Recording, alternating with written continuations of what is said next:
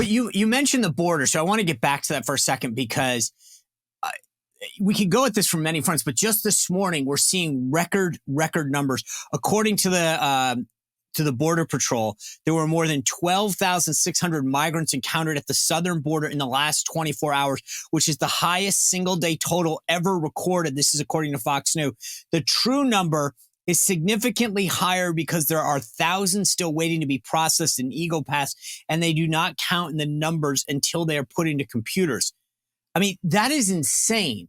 I keep saying one of the things that came out of the poll that I was reading from a moment ago was that most people don't know that 3 million people have come into this country in the last year alone.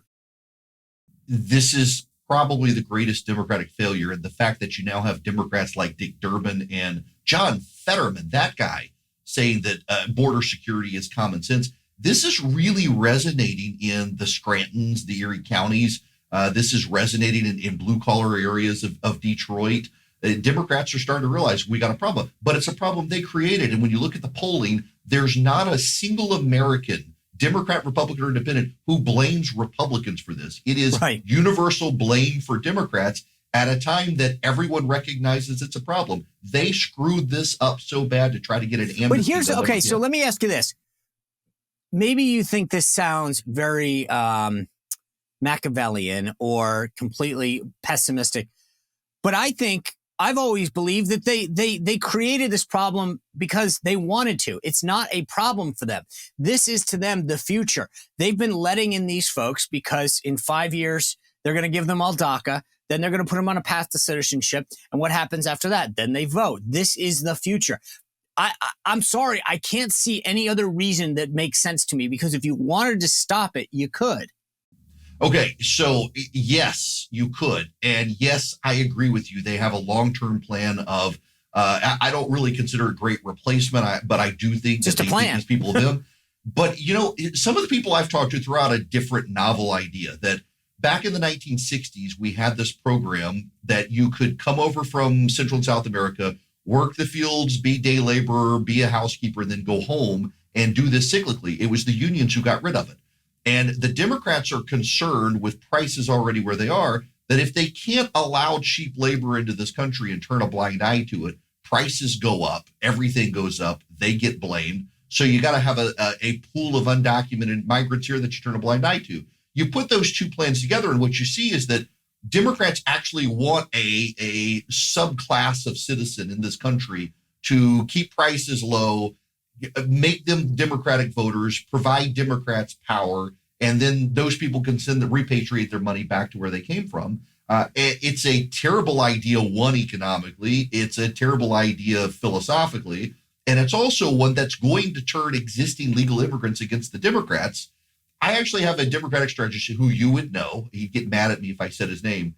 But he tells Democrats their problem is this. You look at every demographic of Hispanic voter who's come to this country, and within 3 generations, they start voting Republican because as they identify as American, they're really resentful of all the illegal immigrants who came when they took the way that they came here legally over time.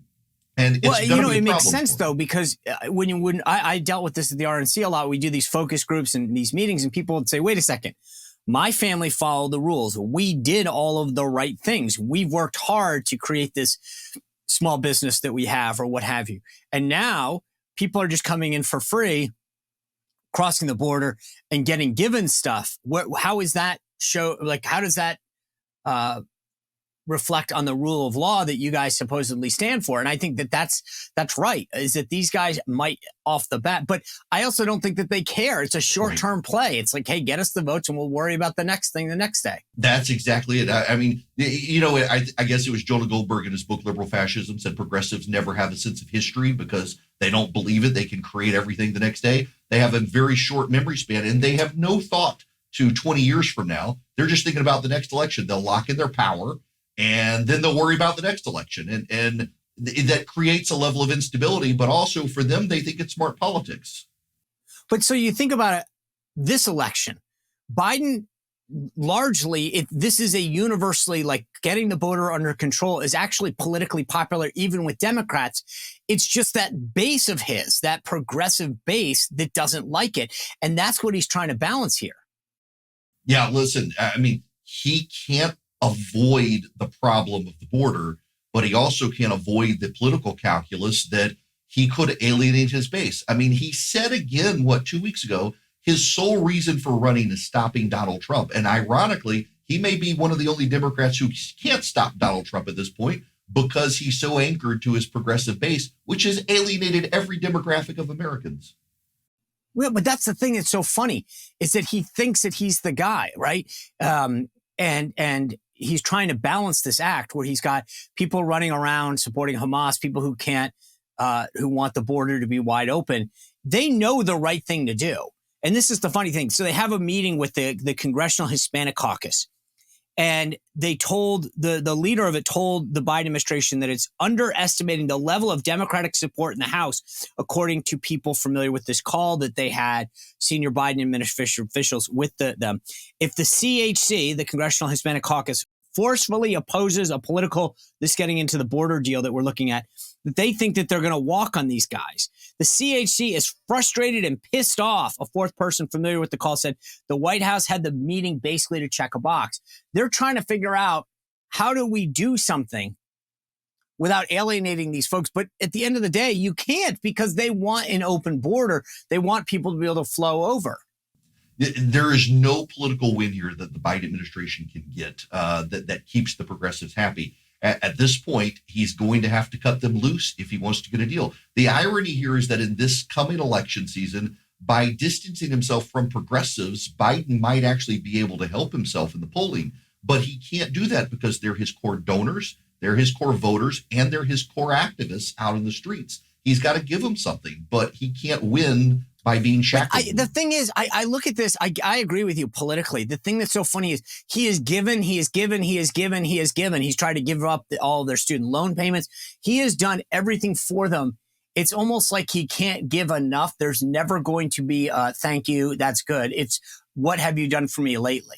Well, look, in the progressive religion, there's no concept of grace. They only have mercy for him, and they're not giving him a lot of that either.